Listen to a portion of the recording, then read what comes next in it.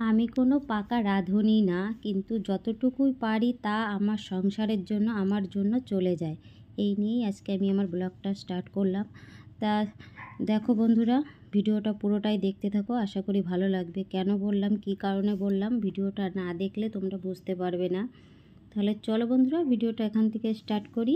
আশা করি তোমাদের ভালো লাগবে। ভালো লাগলে অবশ্যই লাইক, কমেন্ট, শেয়ার আর সাবস্ক্রাইব করে পাশে থাকবেন। রাধে রাধে বন্ধুরা, তোমরা সবাই কেমন আছো? আশা করি ভালো আছো। আমিও খুব ভালো আছি তোমাদের ভালোবাসা আশীর্বাদে। তা আজ সকাল থেকে ব্লগটা একদমই স্টার্ট করতে পারিনি, কারণ শরীরটা এত খারাপ, ঠান্ডা লেগেছে, গলা খুসখুস করছে। এখন তো তাও একটু ভয়েস বেরোচ্ছে।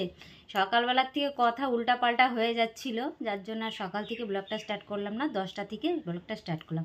তা এখন বসেছি সকালবেলা আমি ব্রেকফাস্ট করতে। তা ছেলে খেয়ে 10টায় কম্পিউটার, যেহেতু ও খেয়ে চলে গেছে। আর এখন আমি খেতে বসেছি পরোটা আর হচ্ছে ছোলার ঘুগনি আর কি, আর কাঁচা পেঁয়াজ দিয়ে আমি এখন খাবার নিয়ে এসেছি। আর ওই দেখো আর একটা কী করছে, আমি এতক্ষণ ওকে ডাকলাম যে আয় খেয়ে যা, যেই আমি আর এইটা দেখো একটা এটা এনে আমাকে আটকে রেখেছে, মানে ওপারেও এপার আমি এরকম ব্যবস্থা করে রেখেছে সুপ্রদীপ। আর ওই দেখো এখনও পরোটা আর ঘুগনি নিয়ে বসেছে। আমি এতক্ষণ বললাম আয় প্রদীপ আমি খাইয়ে দিই, ও খাবে না। যেই আমি এনেছি এখন বলে কি চলো ছাদে নিয়ে খাওয়াতে হবে, কত ফ্যাকনা। তা আজও বাড়িতে মিস্ত্রি আছে, মিস্ত্রিদের খেতে দিতে হবে। তা আমি আজকে ডিম রান্না করব।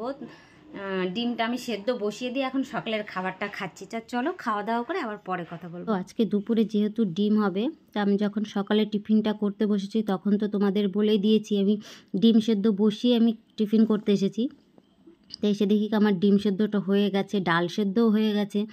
আর এদিকে দেখো যে এটা হচ্ছে ভেন্ডি ভাজা হবে, কুমড়ো হচ্ছে উচ্ছে ভাজা হবে, বেগুন ভাজা হবে, আর এই যে ডাটা দিয়ে পেঁয়াজ দিয়ে হচ্ছে ডাল হবে। আর এই যে ডিমের জন্য যে মশলা করে নিয়ে মিক্সচার করব রেডি করেছি।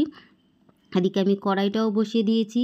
আর এই যে উচ্ছে ভাজাটা আমাদের বাড়ি গরম ভাতের সাথে খেতে ভীষণই ভালোবাসে। জানি না তোমরা কেমন কি বলো, কিন্তু আমাদের এই চাকচাক করে উচ্ছে ভাজা বেশি করে তেল দিয়ে খেতে ভীষণই ভালোবাসে। তার জন্যই আমি এই উচ্ছেটা এইভাবে ভাজি আর কি। দুই একটা উচ্ছে গাছ আমাদের রাস্তার সাইডে হয়েছে, একটা দুটো করে উঠতে হয়, তখন এই উচ্ছে দুটো তুলে নিয়ে আসি, তুলে নিয়ে এইভাবেই আমরা ভাজা করে খাই। আর আমি তো ওরা তো পাকা রাঁধুনি না বন্ধুরা, কি করব বলো, এমনভাবেই আমাদের চালাতে হয় আর কি।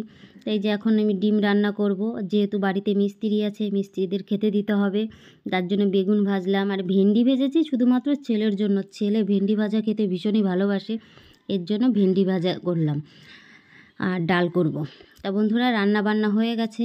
রান্নাবান্না হয়ে যাওয়ার পরে আমি একটু বান্ধবীর বাড়ি এসেছি, কারণ সকালবেলা মিস্ত্রি আছে বাড়িতে রান্নার জন্য, আমি আর আসতে পারিনি ওদের বাড়ি। তাই এসে দেখি কি কেমন আকাশটা মেঘলা করে আছে, ভালো লাগছে না।